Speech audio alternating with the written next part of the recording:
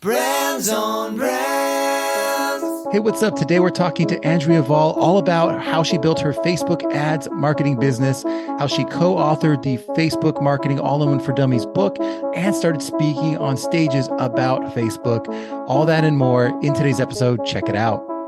In a world where content is king and your reputation is your brand, how do you build a brand that matters?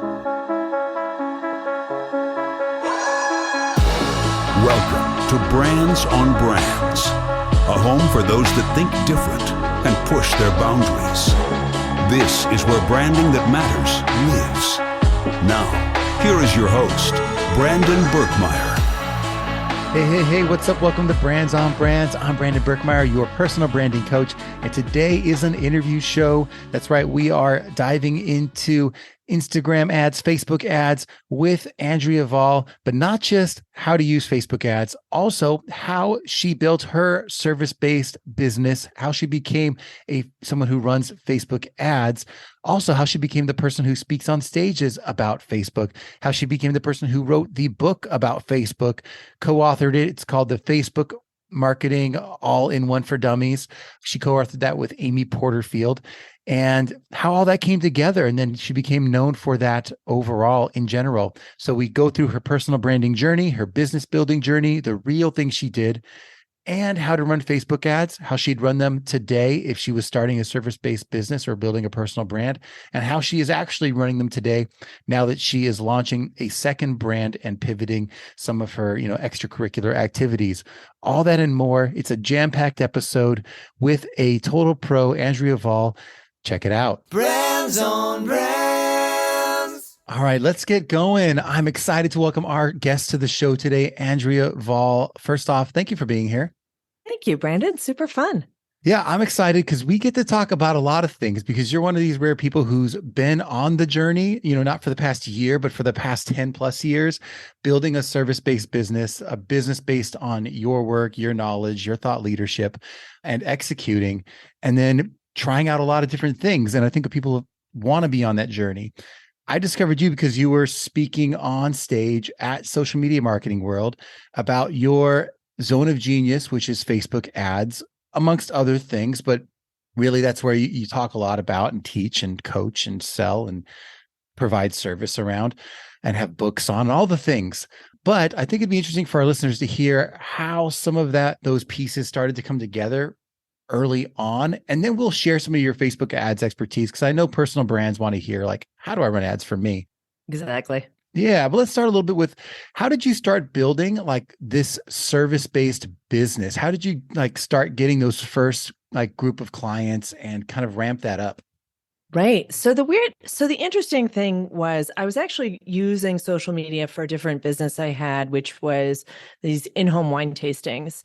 And I was like, oh, this is really powerful to go out and reach people and promote my business.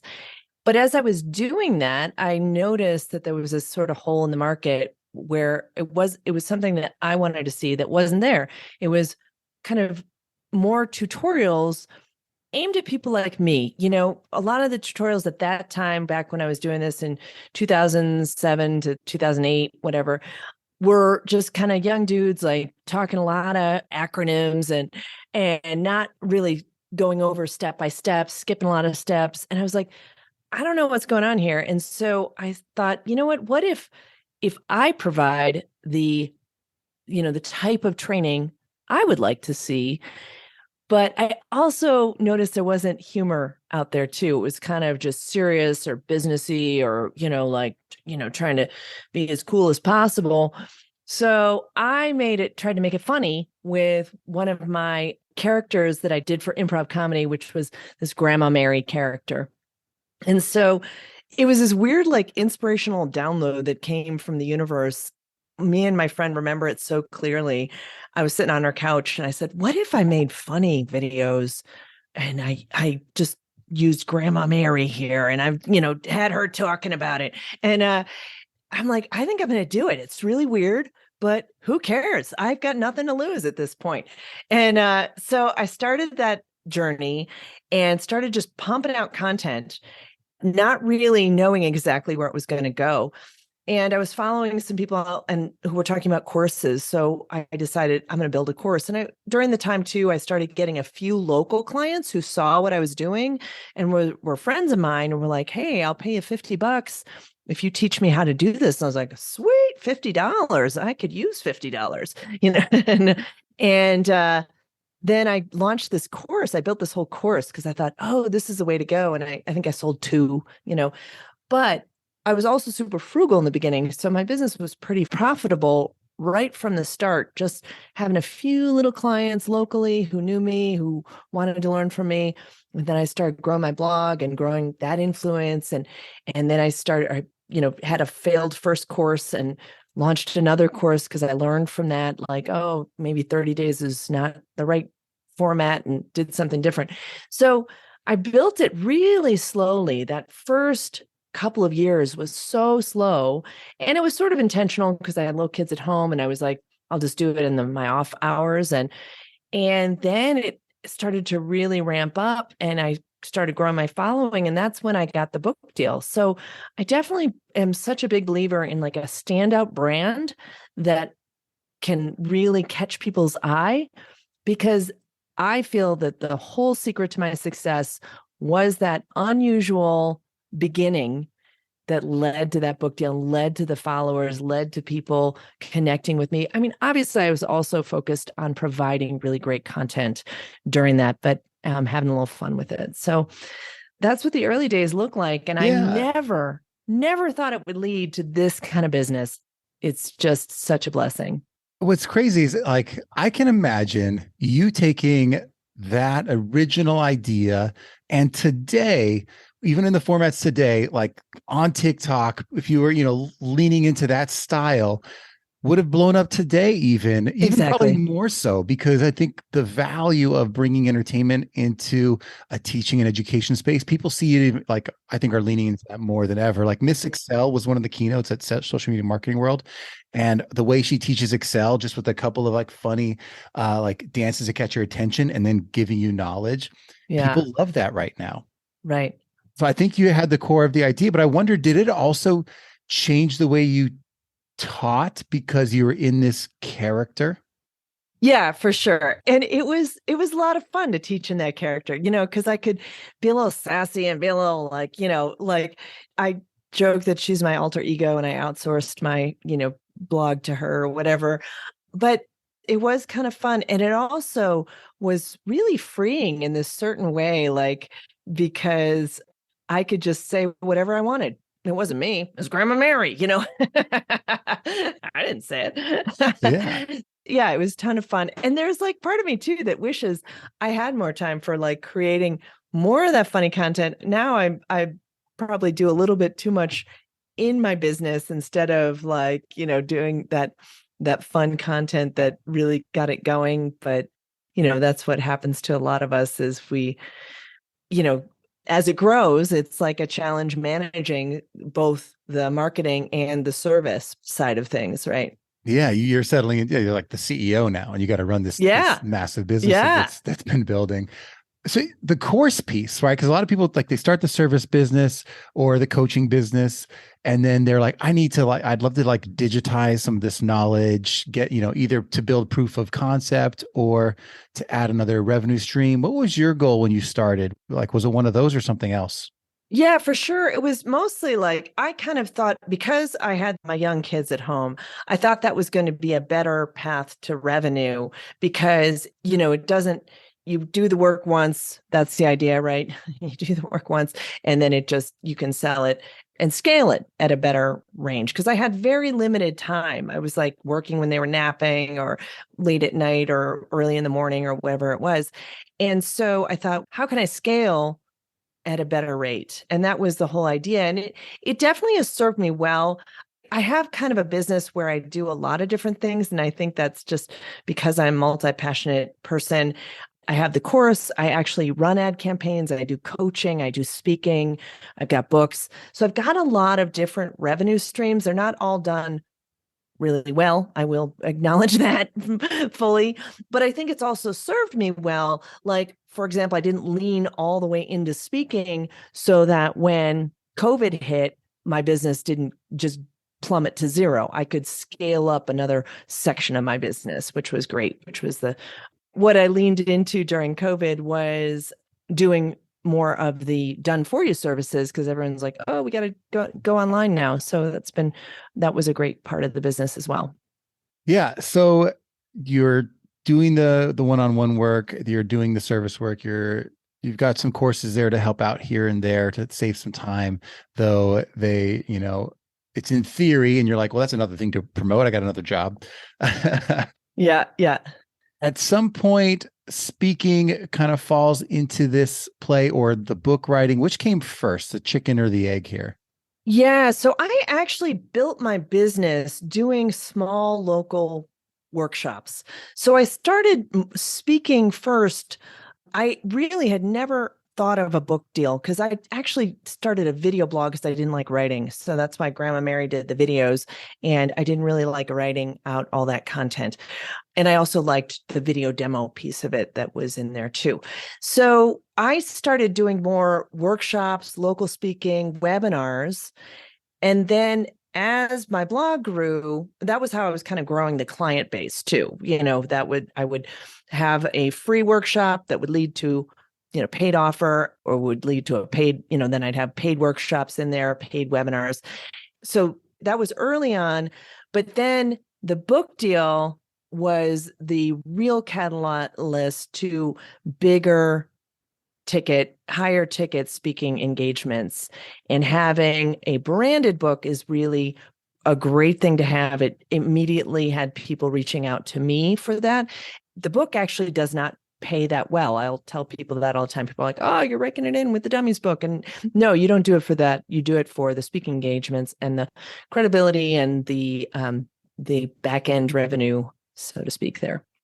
Yeah, I think that's super interesting. I hope you don't mind me taking you back in time, because I think no one talks about the things that like aren't as sexy or interesting, which is like running local workshops. Like, yeah. Boy, someone getting started, they're like, man, I've got to start a YouTube channel. I've got to write a book. Right. But like running local workshops, that's like the third, fourth time I've heard that as like a great way to get started. So maybe you could talk about just a little bit more about how that worked for you.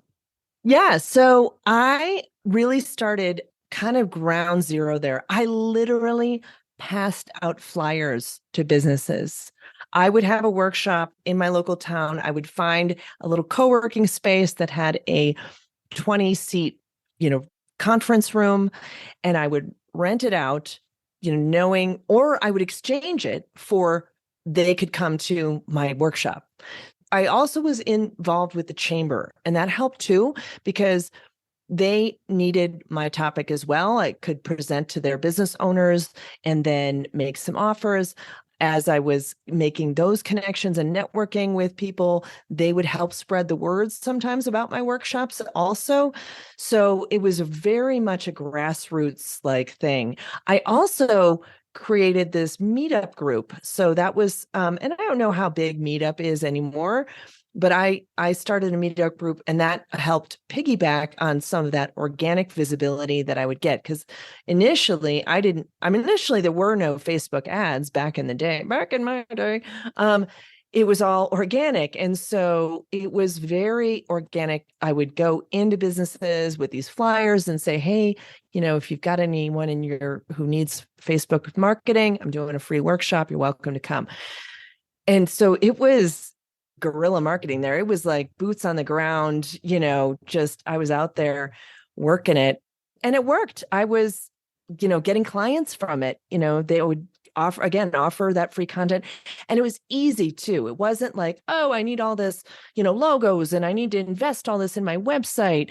It was very, very low key, very low budget. All I had to do was rent the space or trade for the space.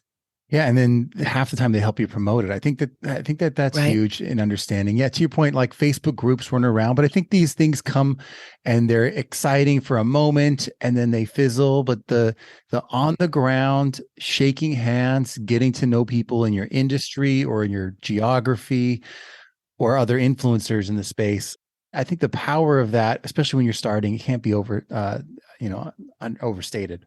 Right. Totally. Thank you for sharing that piece of it with us. And I would like to say, like, when you start to pick up some momentum and you're thinking, okay, like the speaking thing, the book writing thing is becoming, more real. How did you approach, getting, writing a book and getting your knowledge out on paper and establish yourself as a speaker?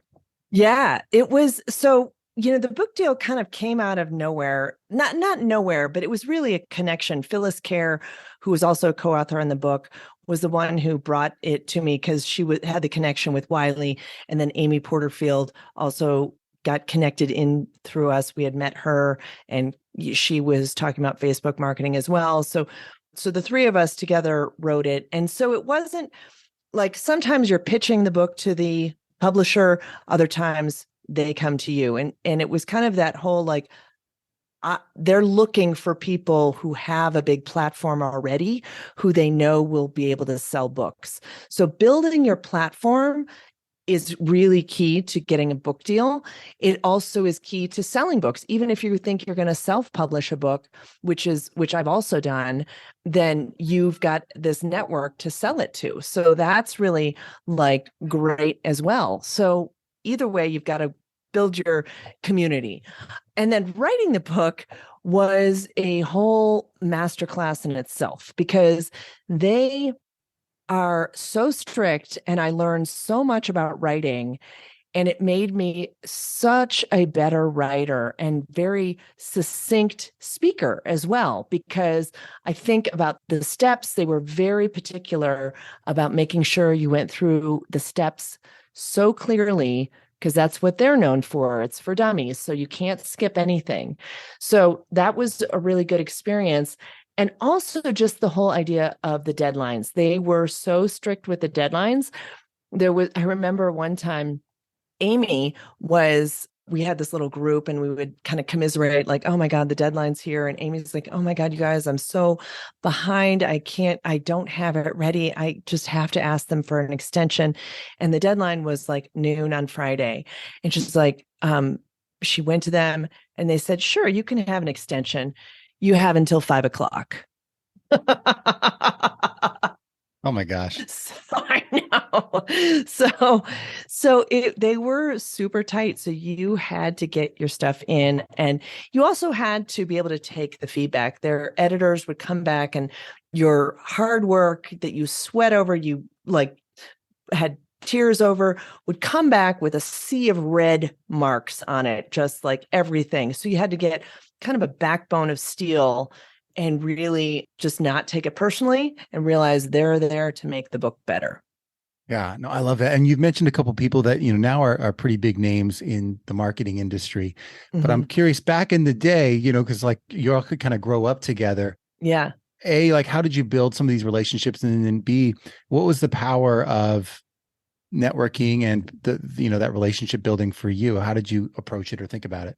Yeah, for sure. So I think that's another great key, is just networking with people and not being afraid to approach people and just, reach out. And one of the things that I really like doing was just commenting and connecting in their own community first. You don't like come in and just start asking for things like, hey, can I guest post, or hey, can blah, blah, blah.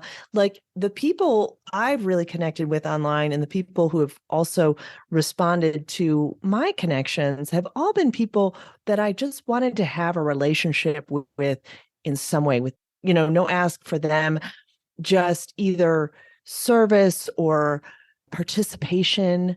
And that has been a great way to build the community. And now when I need something, they're all like, absolutely. Like when I was promoting my self-published book, I had lots of people mailing it out to their lists.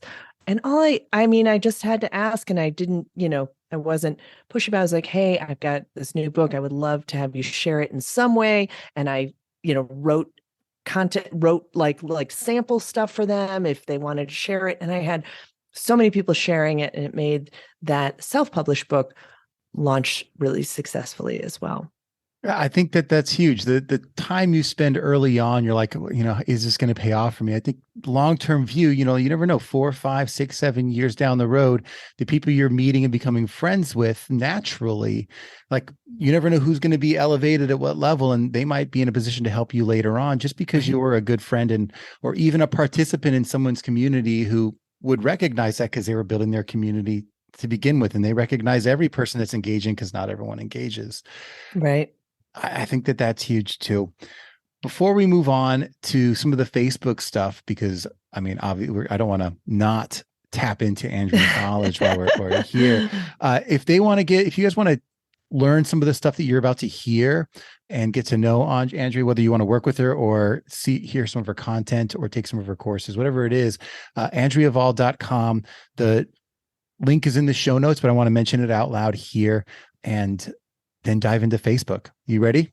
I'm ready. I actually want to kind of put your what if cap on, because you have lots of ways to teach Facebook, but if you were starting again, because we talked about how powerful it was to get out there in your local community, but if you could also run Facebook ads, when would you have started, as the former you, and what would you have done to get going?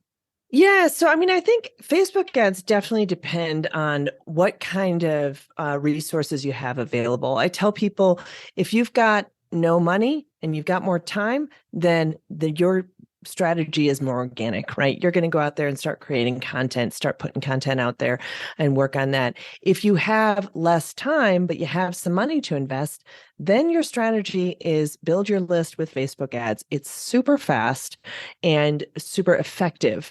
And that's actually the way I'm starting one of my new projects, which is Late Starters Club, my Late Starters Club podcast. So I don't have a lot of time to go out and be super organic. I mean, obviously, I'm out there creating content for it and doing some of those things for it. But the way I'm building my email list faster is by using a lead magnet. I'm running Facebook ads constantly in the background there. I've done a bunch of testing on it, and now I'm getting like 71 cents a lead. So that's awesome. I can, build my list quickly to 3,000, whatever, 10,000 people if I want to, and just keep it going. So that's how I would start any new business, is like just kind of assess where you got, assess your assets, take a look at what you could create as a lead magnet. I think even if you are doing organic strategy, you're going to want some lead magnet that people can get onto your email list with, because the big key is getting them off some of these social platforms, getting them onto an email list that you own. So yeah, I think that's great. I'd love to hear, because people are gonna be like, how did she do that 71 cent thing? I think some of the details, I mean, not obviously, I don't need to look into your campaign, but some of the details behind, what you were giving away as the lead magnet, how you got people to it, and some of the things that you saw working for you. Yeah, so I have this lead magnet called Top Tools for Late Starters, and it basically kind of goes through some of the things I talk about on my podcast for starting a business, and it's kind of a generic type of list of things, but it's all things I've tested that I love, that I think are most important to getting started. And that's a question people have, like, there's so many options, where do I start? So it's a pain point that people struggle with. And then what I did was test several different images. I tested several different audiences, and I really, found the real sweet spot with what audience, what images are working. And that's all I keep running. I'm running at very low level, $5, $10 a day typically, and just keeping it going, watching it, monitoring it. It's about like systematically going through and testing, having a hypothesis on which audiences, obviously my target is always narrowed down to the 40 to 64 age group. And then I'm testing different keywords, testing different lookalike audiences, and seeing what works. And then also using some of those images that, a variety of images. And that's how you get it down to that level. And you just keep it running, keep it going, as long as it's hitting that mark. And if it starts scaling up, then it's time to refresh the creative or test something new. So when you were come up with lead magnets, I mean, there were a lot of choices, but you went with a simple list. Why that and not something more complicated like a video series or Yeah, something because else? it was something easy. I already had it. People love lists. They love tools lists. That's the thing that's always gotten good costs. A video series or a webinar, while it can be more powerful to convert into like actual coaching or a program or a course or something like that, that opt-in cost is often higher because it's going to require a little bit more of an investment from someone where they're going to have to sit down and watch the video series or make the time for the webinar or whatever it is. But that's a more effective strategy for like a course launch, for example. If you're looking for cheaper leads to grow your list larger, usually like a quick downloadable checklist, ebook, guide, some sort of quick thing that people are going to be able to take immediate action on. I love that. And my mind is going so many different directions with questions I want to ask about this because it's simple, but it's not. Mm-hmm. When you mentioned testing different things, when you're getting this started, were you starting with one creative and then trying something different the next week? Or are you starting with multiple? Can you talk about creatives and target audiences? Like how often are you changing these out and how many are you trying at the same time? Yeah. So again, that sort of depends on your budget. You can go concurrent. You've got to have a little bigger daily budget for that, or you can go consecutive and then just kind of iterate as you go. It just depends on how fast and how much money you have, how fast you want to go, how much money you have. So initially I was doing concurrent because I wanted to grow my podcast really quickly. So I just had a bunch of different audiences. I had a budget in mind I wanted to stick with each day. And then I broke that down to say, okay, we can't test too many things or we're not going to get significant results. So I said, okay, with that, I'm going to spend, $5 or $10 a day on each of those audiences. And then on the images, I had 4 different images I was testing. One quickly became a winner. So, I was still kind of trying out a few different things with that, but mostly it was the audiences and then kind of honing in on that one image. That's not always how it goes. Sometimes you want a little bit more.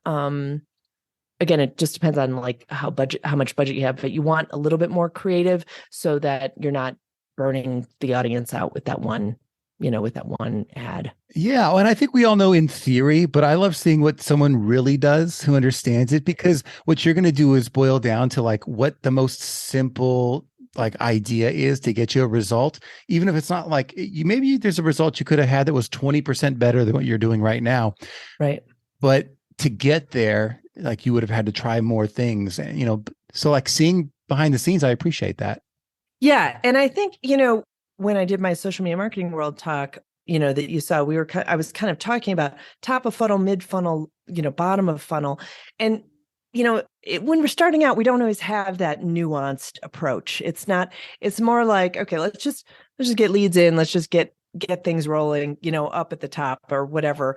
And then, maybe later we're going to do a little bit more nuanced type of approach. But yeah, it's just, when you're just starting out, I think just keep it as simple as possible because it can get overwhelming with you're like, oh my God, now I've got to create, 20 different images and 2 different videos and, have this huge test plan. And it's not how it always is in practical times here when Yeah, exactly. No, I think that's hugely valuable. And I think simple list building, when Facebook is intimidating, just if you break it down to something simple, it's less intimidating. You're like, you know what? I'm just going to run. I want to build an email, one goal, start building an email list with a simple offer that I can try to against different audiences. I think that's brilliant and helpful. So yeah, thank you for that. And then when you get an email, what are your sequences looking like to bring, to introduce people to you for the kind of thing you're building? Yeah, they're not as good as they could be. I'll say that. Fair. No, people right now with my podcast, for example, it pretty much just drops people into like a welcome, I was actually just talking with a team member about this recently, that maybe we need to have a little more like, hey, here's some of my favorites to get you started, because then I end up just sort of dropping them into my daily or my weekly newsletter that I send out about the new episode that week, and maybe a few other things that I'm talking about in that newsletter or whatever. With my Andrea Vahl brand, I have some sequences based on I have like a 50 inspiring ads that convert ebook that I is one of my main best converters, actually best ebooks that I offer, because it gives people 50 different examples in all different industries. And with that sequence, I have a little bit more built out. I'm trying to get people engaged. I ask people some questions during that sequence just to try and get them to reply to me so that I can build a little bit more engagement in that early phase when they just have opted in. I'm giving them some more resources and follow up. I think I have like a 4 or 5 email sequence, and then they get dropped into my regular newsletter. Yeah, I think that makes sense. Like the cobbler's shoes, right? Like when we start doing it for ourselves, like we're not going to follow the exact steps that we I know is perfect. Yeah. But we're working on it. If you hired your own Facebook ads person, they would tell you to do it. I know. Totally. I'd love to hear a little bit more about, so I think we've gone through a lot of the pieces, but if you have just some nuggets about like your macro level, like this is how I think about Facebook and how I use it for someone who's building a personal brand, just some starting strategies. I'm happy, like I'd love to share those out to get people moving. Yeah. So are you talking about like more organic kind of things? Yeah, like ads, Organic or ads. Okay, ads. Yeah. Ads. So, I mean, with ads, so like even so with some of my clients that I work with, sometimes what we're doing is a combination of branding and lead generation. Sometimes there's like, we're going straight for the sale, but like, so for example, I have some realtor clients where we're really trying to brand them as the go-to source for realtor services in this area or that whatever area they're in. And so we're highlighting their reviews, we're highlighting any awards that they're winning, we're talking about their philosophy. I do that with another service business, some service businesses that I've run ads for, like heating and plumbing and carpet cleaning and stuff like that. What we're doing is really kind of talking about the social proof that they already have that maybe people haven't seen yet. It's just kind of popping up. So it's a combination of brand building, but then we're not even spending that much money on the brand building campaigns. The bulk of the money is spent on the lead generation campaigns and trying to get people to call now or opt into their freebie. Like one of the realtors I work with has this, I think it's like 20 steps to or 20 tips for moving out of state, for example. So who's going to opt into something like that? Someone who is thinking about moving soon. They're like, oh, we're going to be moving out of state. I should download that.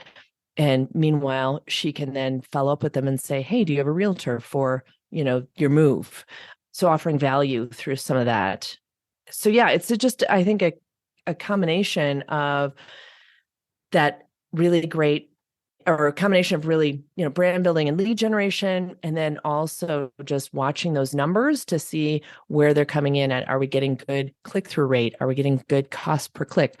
Is the lead cost where we need it to be in order to be profitable? And with a realtor, that works really well. With another service-based business, we might have a tighter range to keep that lead cost in.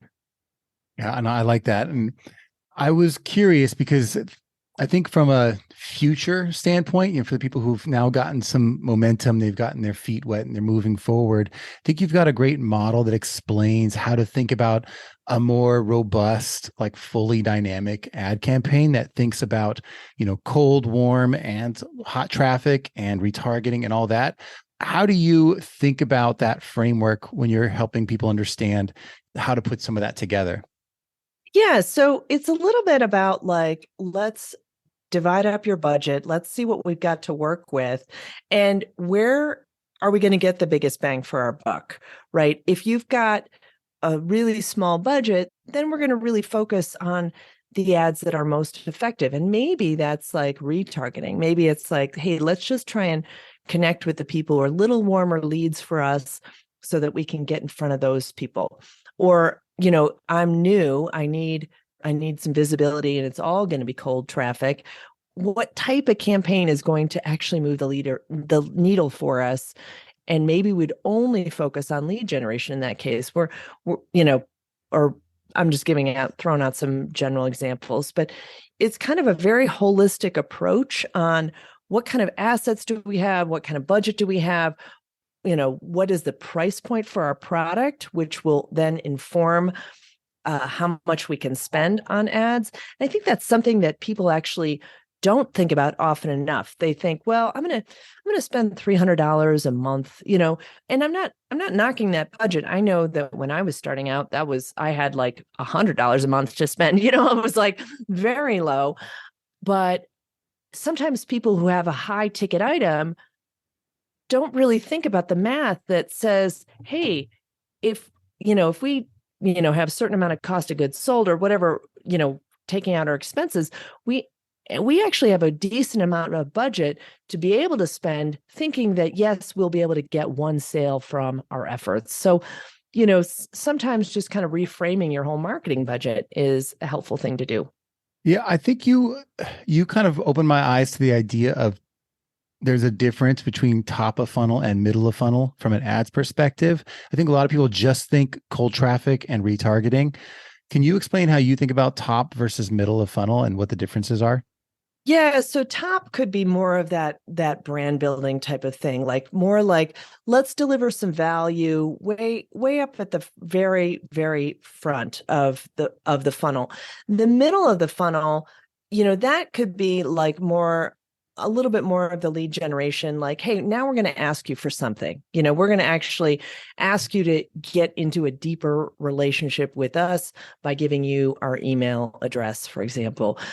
Top of funnel could be more like, hey, here's a fun quiz you can take, or something like that. Maybe it's like, or here's a blog post about this, and then you get to the blog post, and if you read through that, then maybe you opt in. So, it's a little bit fuzzy in some of those respects, but sometimes it is about like, where are people at in the journey too, in their customer journey? Like, are they really in need of your product somewhere a little bit sooner? And maybe you're doing more, a little bit more hard sell to whatever you've got, rather than at the very top where it's just like awareness.